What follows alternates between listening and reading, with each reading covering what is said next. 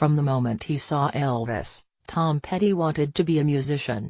But his unassuming style would make him the antithesis of rock ''N''. His melodies were so classic they were easily overlooked, his lyrics so straightforward they suited everyone and no one in particular. But somehow, in a career spanning more than 4 decades, Petty's greatest hits have gradually become the soundtrack to our lives. When I met Elvis, we didn't really have a conversation. I was introduced by my uncle, and he sort of grunted my way, Petty said, of the moment he decided he wanted to be a rock star. I was really young and impressionable. Elvis looked sort of not real, as if he were glowing. He was astounding, even spiritual.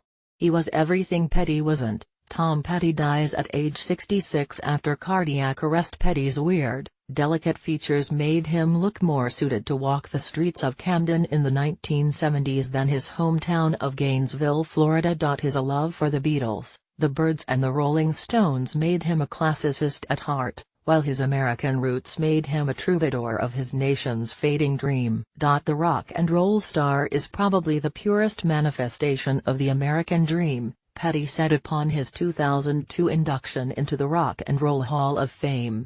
It's a blessing beyond belief.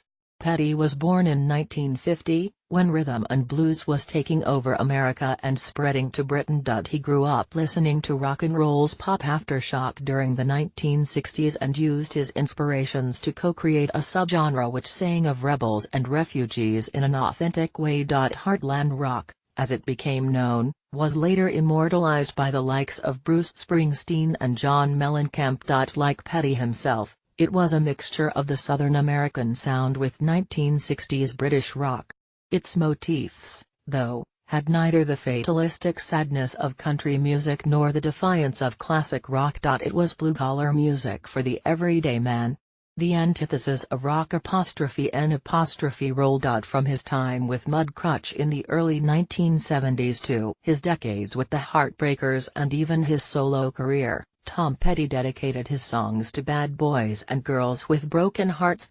In the late 1980s, when his first solo album came out, Petty came aboard the wave of MTV's music videos, famous for featuring celebrities like Johnny Depp and Faye Dunaway. His videos voiced a pure 1990s vibe, and songs like Free Fallin', I Won't Back Down and Learning to Fly became anthems to a generation 30 years younger than him.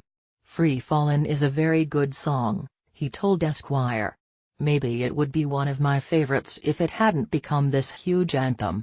But I'm grateful that people like it.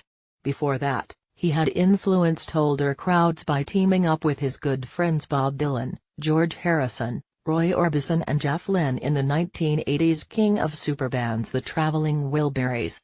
The great thing about the Wilburys was that none of us had to take the heat by ourselves, he said about his time with the supergroup. I was just a member of the band. Nobody felt like he was above anybody else. We had such a good time. With the Wilburys, Petty was a little bit country, a little bit folk. His Americana roots never managed to leave him, even through his Britannia phase, and would later resurface in his final solo album, 2006's Highway Companion. And that's a wonderful feeling. It's all an artist can ask.